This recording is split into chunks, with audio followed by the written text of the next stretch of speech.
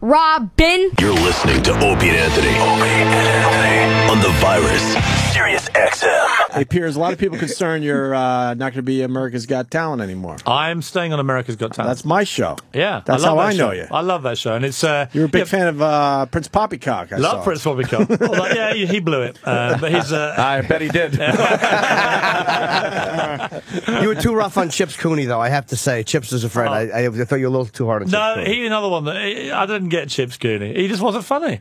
He is, though. It's a weird, sarcastic attack on magic, which I really enjoy. He was trying to be too ironic, you know. I mean, that's funny. Christina Aguilera repeating the lines of the Star Spangled Banner. What happened? She messed up the lyrics. She repeated But it wasn't like a lot of people were watching, so that's fine. No, there was a lot of people watching. She left out, or the Ramparts we watched. Yeah. She put in the previous line. She did it twice. Yeah, the same she line, did it twice. Same line. So what would that be? Everyone has to go back to the beginning and sing the whole song. But we're making fun of her, and none of us could sing the song. I think she went into What So Proudly We Hail.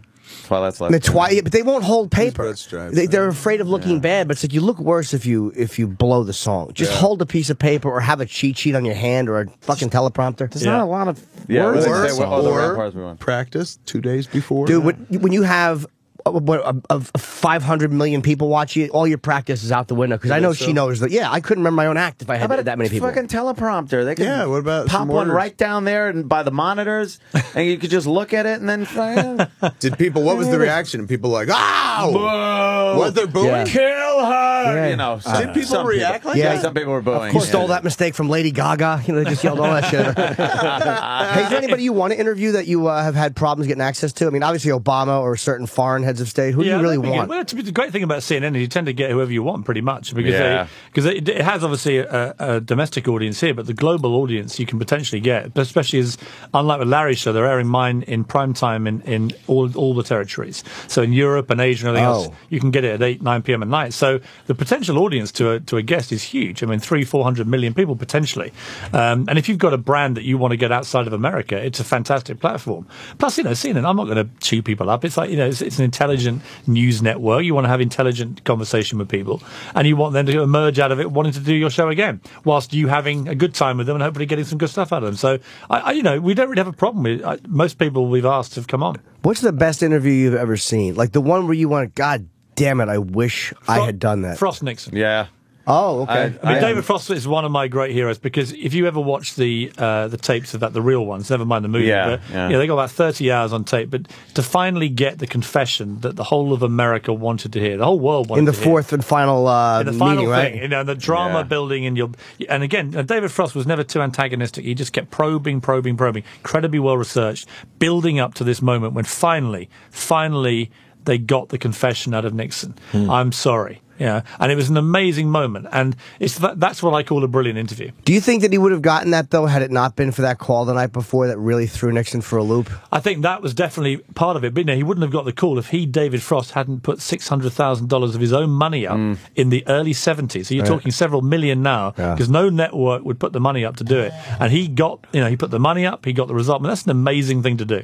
So that's why he's one of my heroes. I thought it was brilliant journalism. I liked the movie, too. Yeah. And to think that a movie about an interview would be good is just astounding. I was like, let me check that out. And it was compelling, very really good. compelling, yeah. It was amazing to me that Nixon was so smart because he was, to avoid certain unpleasantries, didn't just kind of filibuster, he just kept talking so Frost couldn't jump in. It was like, what a brilliant, seasoned guy. It's a very political thing to do. When politicians don't want to answer something, they keep talking about something else, or they answer a question they'd rather answer. Are you used to interviewing politicians? Yeah. I interviewed Tony Blair last week on Egypt, and I interviewed him about 10 times in Britain when I was on the Daily Mirror. So I used to interview people when I was editor of the paper.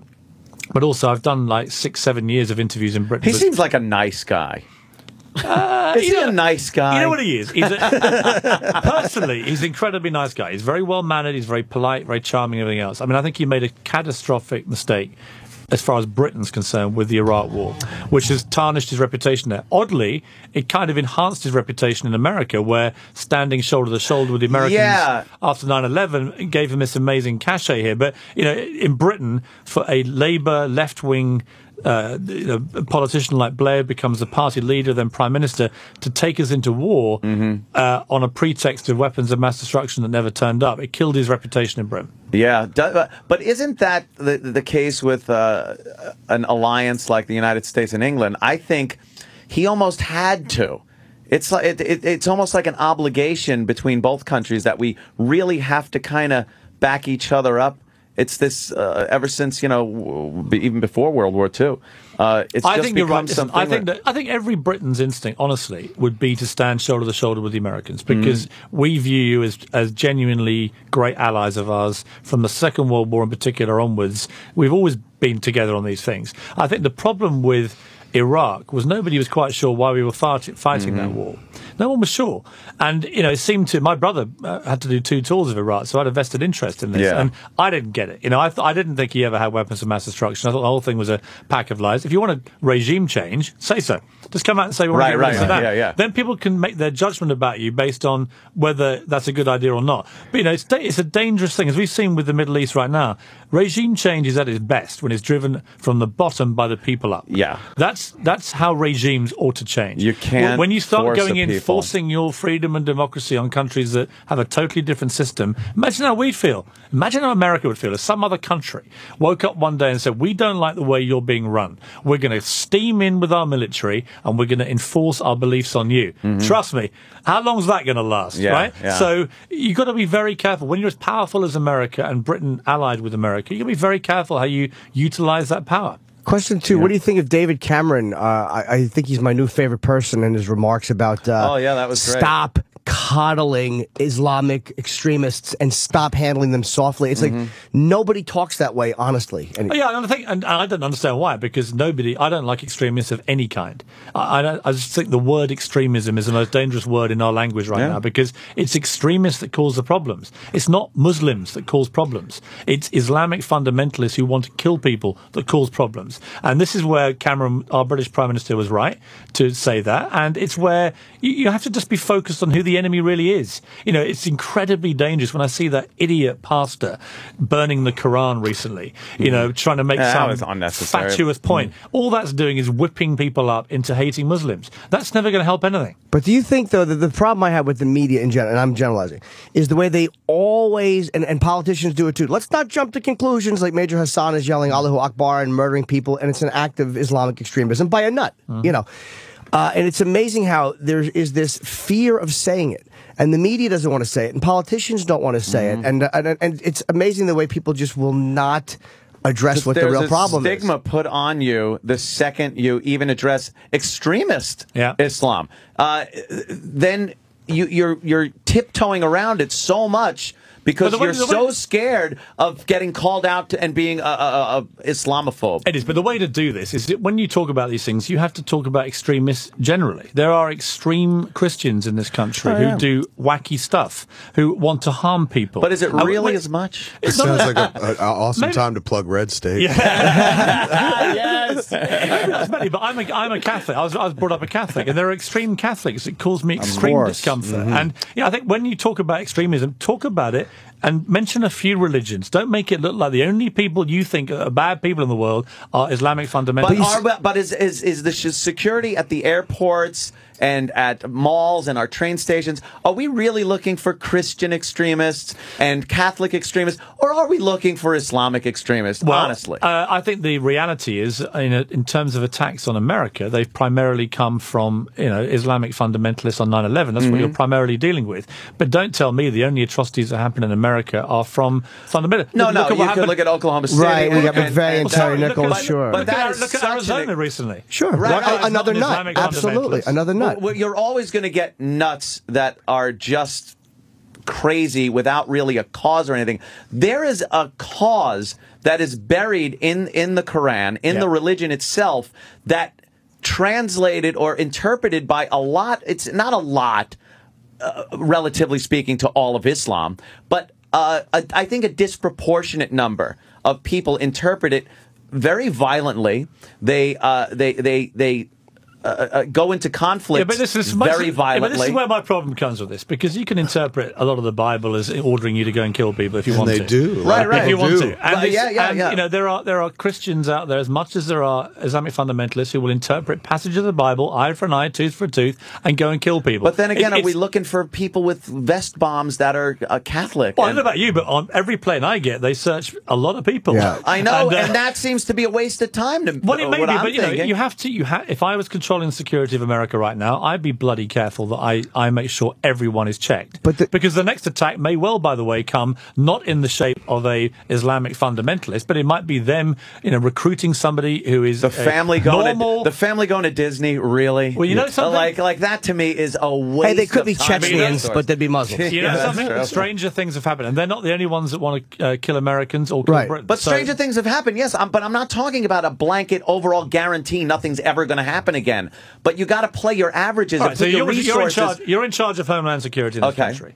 Would you have the kind of restrictive security we have at airports now or not? Or would you run the risk, and by the way, I phrase that very deliberately, would you run the risk that on your watch, tomorrow morning, because you relaxed the security regulations, another 9/11 happened in, say, Chicago? I wouldn't have Would you be the guy that's prepared to relax them? I wouldn't relax regulations. I would put resources where they belong and make it better by using profiling. Profiling's used all the time. I read an article. And what happens if the only guy that actually ends up blowing up another plane turns out to be a guy like the guy in Arizona who wants to make a point? Profiling doesn't guarantee anything, but it does work. Your profiling, which is very precise and very targeted, actually missed that guy because, hey, he's white and American. But it would have missed him. It would have missed him anyway, Piers, because if people are being polite and not stopping certain people anyway, it's this phony politeness, and we're denying that something exists. And even though I know you're being very honest, but there's that asterisk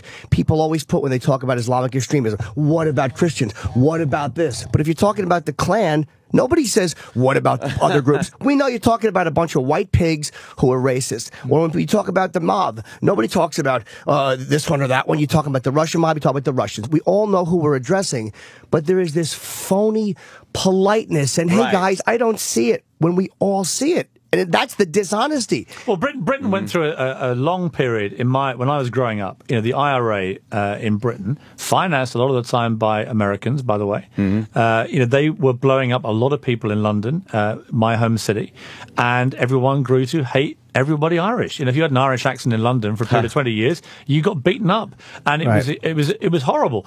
In the end, we went and talked to the enemy. This is not an acceptable view in America, but British politicians went and talked to Sinn Féin, the political wing of the IRA. They sat down with Gerry Adams and Martin McGuinness, who regularly came to fundraise in New York, by the way, and they sat with them. They talked them through. They ended up releasing a lot of very bad guys, ended up promoting these people to be politicians in their own country. They actually preached freedom and democracy through killers, and in the end, guess what?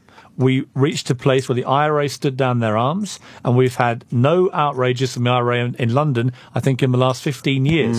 This may be an unthinkable way for Americans to think, but the way to deal with the enemy sometimes is to go and sit down with them.